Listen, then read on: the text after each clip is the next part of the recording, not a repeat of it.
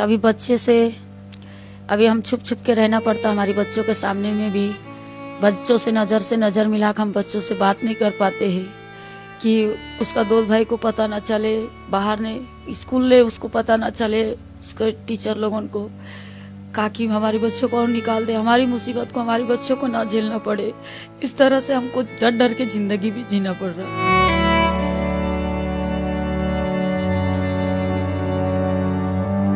300 वर्ष जुना इतिहास असलेली उपराजधानीची बदनाम गल्ली अर्थातच गंगा जमुना वस्ती आता ही बदनाम गल्ली आहे आणि या एरियामध्ये या परिसरात असणाऱ्या वारांगणा या स्वतः सुद्धा अतिशय बदनाम आहेत। पण या बदनाम का, या वारांगणा इथे का आल्यात, या स्वेच्छेने आल्यात की यांच्यावरती कुठला नाईलाज होता, यांचा कुठला नाईलाज होता ज्या कारणानं या महिला इथे आलेल्या आहेत। आज आपण अशा महिलांची कहाणी ऐकणार आहोत ज्यांची कहाणी ऐकून तुमचंही मन नक्कीच सुन्न होईल। मैं ओडिशा का हूँ।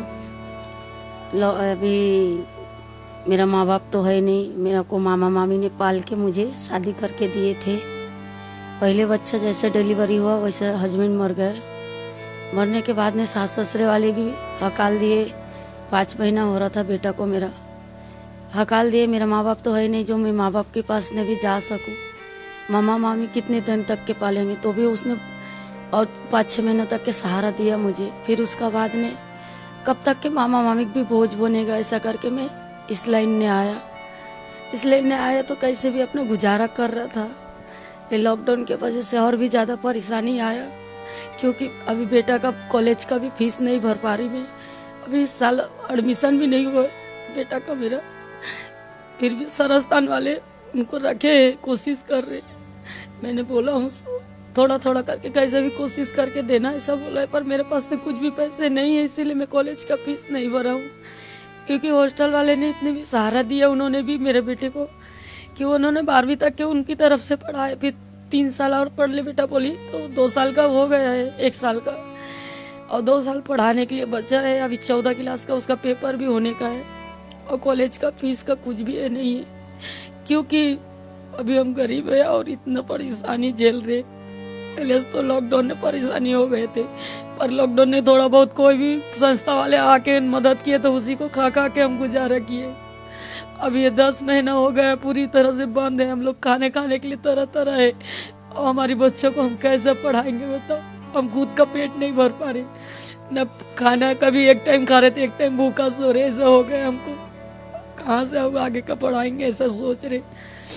पहले दिन आया यहाँ पे, जब हाथ पैर ऐसे लग रहा था देख के कस्टमर लोगों को कि यहाँ कैसे मैं काम कर पाऊंगा, और देख के डर लगता था मेरे को। मेरे को मकान मालकिन ने जब आधे में आया था, तो मेरे मकान मालकिन ने मुझे कस्टमर भेजा था। तब कस्टमर को जाओ बिठाओ बोला ना, तो ऐसी पलंग ने बिठा दिया था पर्दा लगा के। मैं डर के मारे उससे बात भी नहीं किया, ऐसे ही खड़ा था दरवाजा के पास में। वो कप आता था, डर रहा था, उससे बात भी नहीं कर रहा था। फिर मकान मालकिन ने फिर से आवाज़ दिया हो कि क्या कर रहे करके, आपने बोले बैठा है तो मैं बिठा दिया हूँ, बैठा है पलंग ने बोल के। इस तरह से मेरे सिलसिला था कि मुझे ये लाइन पे रहना नहीं था, फिर भी मेरे इतनी मजबूरी था कि मुझे करना ही पड़ा। इतना बड़ा मजबूरी था कि मैं कभी जिंदगी में लाइफ ने सोचा ही नहीं था कि हम यहाँ पे भी आएंगे, अब इस तरह से हम जिंदगी जिएंगे करके।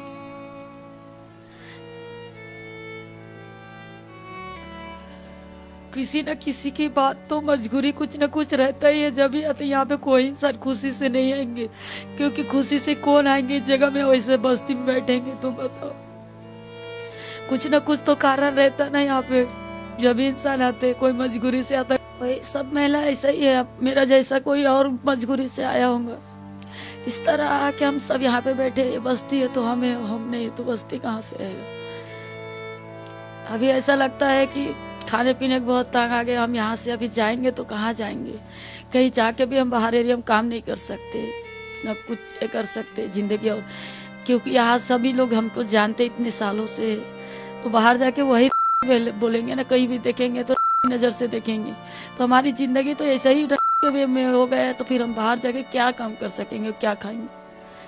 जब यहाँ पे रह के हम बच्चों को अच्छा शिक्षा नहीं दे कर रहे, उसको पालन पोषण के लिए भी बहुत तकलीफ जा रहा, तो बाहर जगह में जाकर हम क्या करेंगे। हमारे पास तो कुछ रखा हुआ है नहीं जो हम आगे के जिंदगी को जी सकेंगे करके। इस तरह बोलते हैं बच्चे, मम्मी हम जब तक हॉस्टल है हम कमा नहीं पा रहे, मम्मी हम तेरे को यहाँ पर निकल बोल के भी बोलने का हमारी ताकत नहीं है। जिस दिन हम कमाने लग जाएंगे मम्मी इस जगह से छोड़ देना, नहीं रहना अच्छा नहीं है मम्मी। इस तरह से बच्चे सवाल करते। हम कैसे भी सूखा रूखा खा के मम्मी मेहनत करके जिएंगे, इस जगह में नहीं रहना, इस तरह से सवाल करते बच्चे। हम बोलते कि कोई बात नहीं बेटा, जब तुम अपने पैर पे खड़ा हो जाओ, कमाओ, जब यहाँ से निकलेंगे तो कम से कम सुकून से तो रह सकेंगे। इस तरह से हम भी सवाल करते। अभी ये पुलिस वाले के परेशानी की वजह से हम खाने की तरह है, क्योंकि चारों तरफ वो लोग बैठे, कहीं से कस्टमर आने नहीं दे रहे। हमारी तो कोई नौकरी नहीं है जो हमको महीना का महीना पगार मिलेगा जब खाएंगे करके। हमारी तो कस्टमर के ऊपर ही पेट है, लेकिन कस्टमर को मार मार के वहीं से वहीं रोड से भगा दे रहे, अंदर आने ही नहीं दे रहे।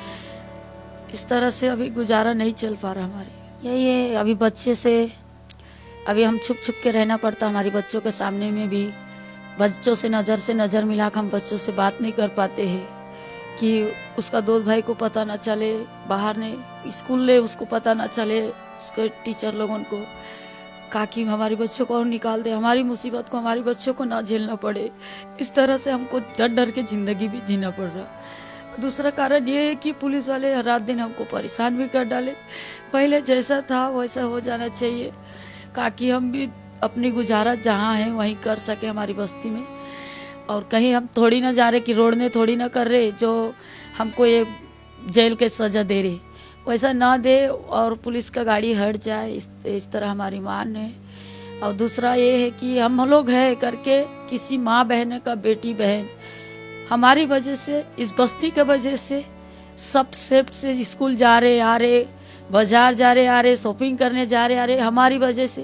नहीं तो रोड ने खुले हम क्यों बदतकार रोड डेली होगा, कोई गिनती नहीं रहेंगे, नहीं किसी माँ बहन का इज्जत रहेंगे। हमारी वजह से आज सब कोई है। हमारे पास में गुंडा भी आता है, बदमाश भी आता है, बेवड़े भी आता है, अच्छे भी आते, बुरे भी आते, लेकिन सबको हम झेलते हैं और उसी के साथ में हम जिंदगी गुजार रहे। तो हमारी कहना यही है कि विनती है कि हमारी बस्ती पहले था वैसा हो जाना चाहिए।